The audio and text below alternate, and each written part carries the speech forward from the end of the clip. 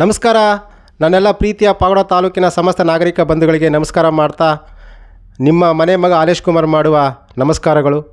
ಬಂಧುಗಳೇ, ನಮ್ಮ ಪಾವಗಡ ತಾಲೂಕಿಗೆ ಅದ್ಯಾವ ಶಾಪವೋ ಗೊತ್ತಿಲ್ಲ, ಕಳೆದ ದಶಕಗಳಿಂದ ನಮ್ಮ ತಾಲೂಕಿಗೆ ಕಡೆಯದಾಗಿ ಕಾಡ್ತಾ ಇರೋ ಪ್ರಶ್ನೆ ಏನಪ್ಪ ಅಂದರೆ, ಈ ಮೂಲಭೂತ ಸೌಕರ್ಯಗಳನ್ನು ಸಹ ನೀಡುವಲ್ಲಿ ನಮ್ಮ ಜನಪ್ರತಿನಿಧಿಗಳು ವಿಫಲರಾಗಿದ್ದಾರೆ.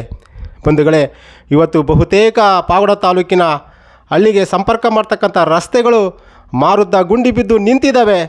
ಆದರೆ ನಮ್ಮ ಪಾವಗಡ ತಾಲೂಕಿನ ಶಾಸಕರು, ಬನ್ನಿ ಬಂಧುಗಳೇ, ಸೋಮವಾರದ ದಿನ ನಾನು ಜನಸಂಪರ್ಕ ಕಾರ್ಯಕ್ರಮ ಮಾಡ್ತಿದ್ದೀನಿ ಪಾವಗಡ ತಾಲೂಕು ಆಫೀಸ್ಗೆ. ಚಿತ್ರಾನ್ನ ಕೊಡ್ತೀನಿ ಬರ್ರಿ, ಪಲಾವ್ ಕೊಡ್ತೀನಿ ಬರ್ರಿ, ಪುಳಿಯೋಗರೆ ಕೊಡ್ತೀನಿ ಬರ್ರಿ. ಏನು ಸ್ವಾಮಿ ನಿಮ್ಮ ಈ ನಾಟಕ? ಕೊಡಿ ನಮಗೆ. ರಸ್ತೆಗಳಲ್ಲಿ ಗುಂಡಿ ಬಿದ್ದು ಸಾಯ್ತಾ ಇದ್ದಾರೆ ಯುವಕರು. ಸರಿಯಾದ ಸಮಯಕ್ಕೆ ರೋಗಿಗಳನ್ನು ಆಸ್ಪತ್ರೆಗೆ ಸೇರಿಸ್ಲಿಕ್ಕೆ ಆಗ್ತಾಯಿಲ್ಲ. ರಸ್ತೆಗಳನ್ನು ಕೊಡಿ ಫಸ್ಟ್. ನೀವು ಮೈ ಮರ್ತು ಕೂತಿದ್ದೀರಾ ಶಾಸಕರೇ. ನೀವು ಪಾವಗಡ ತಾಲೂಕಿನ ಜನರು ಮತ ಕೊಟ್ಟಿರೋದು ನಿಮ್ಗೆ ಅಭಿವೃದ್ಧಿ ಮಾಡಲಿಕ್ಕೆ, ಚಿತ್ರಾನ್ನ ಕೊಡಲಿಕ್ಕಲ್ಲ. ನಮ್ಮ ಪಾವಗಡ ತಾಲೂಕಲ್ಲಿ ಆಸ್ಪತ್ರೆಗಳ ಪರಿಸ್ಥಿತಿ ನೋಡಿದ್ದೀರಾ ಶಾಸಕರೇ ನೀವು? ಸರಿಯಾದ ವೈದ್ಯರಿಲ್ಲ, ಸರಿಯಾದ ಸಮಯಕ್ಕೆ ರೋಗಿಗಳಿಗೆ ಶಸ್ತ್ರಚಿಕಿತ್ಸೆ ಮಾಡಲಿಕ್ಕೆ ಅವಕಾಶ ಆಗ್ತಾಯಿಲ್ಲ. ಶಾಲೆಗಳಲ್ಲಿ ಶಿಕ್ಷಕರಿಲ್ಲದೆ, ನನ್ನ ತಾಲೂಕಿನ ವಿದ್ಯಾರ್ಥಿಗಳು ಕುಳಿತುಕೊಳ್ಳಲಿಕ್ಕೆ ಸರಿಯಾದ ಆಸನಗಳಿಲ್ಲ, ಸರಿಯಾದ ಶಿಕ್ಷಕರಿಲ್ಲದೆ ನನ್ನ ತಾಲೂಕಿನ ಮುಂದಿನ ಭವಿಷ್ಯದ ಪೀಳಿಗೆಗೆ ಶಿಕ್ಷಣ ವಂಚಿತರಾಗ್ತಿದ್ದಾರೆ. ಶಿಕ್ಷಕರಿಲ್ಲದೆ ಎಷ್ಟೋ ಜನ ನನ್ನ ತಾಲೂಕಿನ ಯುವಕರು ವಿದ್ಯಾವಂತರು 10ನೇ ತರಗತಿ ಆದರೂ ಸರಿಯಾಗಿ ಕನ್ನಡ ಒಂದು ಪೇಜ್ ಪಾಠ ಬರೀಲಿಕ್ಕೆ ಬರ್ತಾಯಿಲ್ಲ. ಇದಕ್ಕೆ ಯಾರು ಕಾರಣ? ನಮ್ಮ ತಾಲೂಕು ಆಡಳಿತ ವೈಫಲ್ಯ.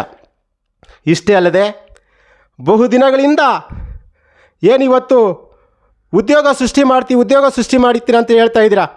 ಆ ಪಾವಗಡ ತಾಲೂಕಲ್ಲಿ 58 ಎಕರೆ ಕಡಮಲ್ಕುಂಟೆ ಭಾಗದಲ್ಲಿ ಕೈಗಾರಿಕೆ ಪ್ರದೇಶವನ್ನು ಗುರುತಿಸಿದ ಸರ್ಕಾರ.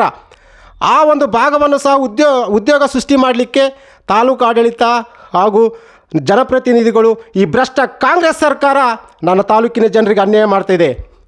ಹಾಗಾಗಿ ಬಂಧುಗಳೇ, ಮುಂದಿನ ದಿನಗಳಲ್ಲಿ ನಾವೆಲ್ಲ ಒಂದಾಗಿ ಇಡೀ ಪಾವಗಡ ತಾಲೂಕಿನ ಸಮಸ್ತ ಯುವಕರ ಶಕ್ತಿ ಅನ್ನತಕ್ಕಂಥದ್ದನ್ನು ತೋರಿಸಬೇಕಾಗುತ್ತೆ. ಈ ಪಾವಗಡ ತಾಲೂಕು ಇದು ಪ್ರಜಾಪ್ರಭುತ್ವ ಅಸ್ತಿತ್ವದಲ್ಲಿರ್ತಕ್ಕಂಥ ತಾಲೂಕು. ಈ ತಾಲೂಕಲ್ಲಿ ಪ್ರತಿಯೊಬ್ಬ ನಾಗರಿಕನನ್ನು ರಕ್ಷಿಸುವಂಥ ಜವಾಬ್ದಾರಿ, ಅವರಿಗೆ ಬದುಕನ್ನು ಕಟ್ಟಿಕೊಡ್ತಕ್ಕಂಥ ಜವಾಬ್ದಾರಿ ರಾಜಕಾರಣಿಗಳು ಮಾಡಬೇಕಾಗಿತ್ತು.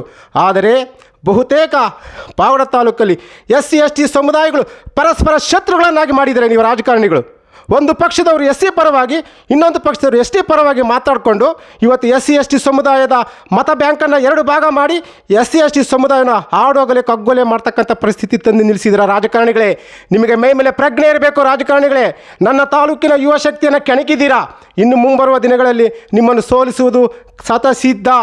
ಯುವ ಶಕ್ತಿಯ ಕ್ರಾಂತಿಯನ್ನು ಸೃಷ್ಟಿ ಮಾಡ್ತೀವಿ ಪಾವಗಡದಲ್ಲಿ. ಈ ಭ್ರಷ್ಟ ಸರ್ಕಾರಗಳನ್ನು ವಿರುದ್ಧ ನಮ್ಮ ತಾಲೂಕಿಗೆ ಅನ್ಯಾಯ ಮಾಡ್ಕೊಂಡು ಬರ್ತಾ ಇರ್ತಕ್ಕಂಥ ಎಲ್ಲ ರಾಜಕಾರಣಿಗಳನ್ನು ಮೂಲೆ ಗುಂಪು ಮಾಡ್ತಕ್ಕಂಥ ಶಕ್ತಿ ನಮ್ಮ ಪಾವಗಡ ತಾಲೂಕಿನ ಯುವ ಶಕ್ತಿಯಲ್ಲಿದೆ, ವಿದ್ಯಾವಂತರಲ್ಲಿದೆ. ಹಾಗಾಗಿ ಇದನ್ನು ಮಾಡಿ ತೋರಿಸ್ತೀವಿ. ಇದು ನಮ್ಮ ಶಪಥ. 2028ರ ಚುನಾವಣೆಗೆ ವಿದ್ಯಾವಂತರದೇ ಈ ತಾಲೂಕು ಅಂತ ಹೇಳ್ತಾ ಈ ಸಂದರ್ಭದಲ್ಲಿ ಮಾತಾಡ್ತಿದ್ದೀನಿ. ಜೈ ಹಿಂದ್, ಜೈ ಪಾವಗಡ.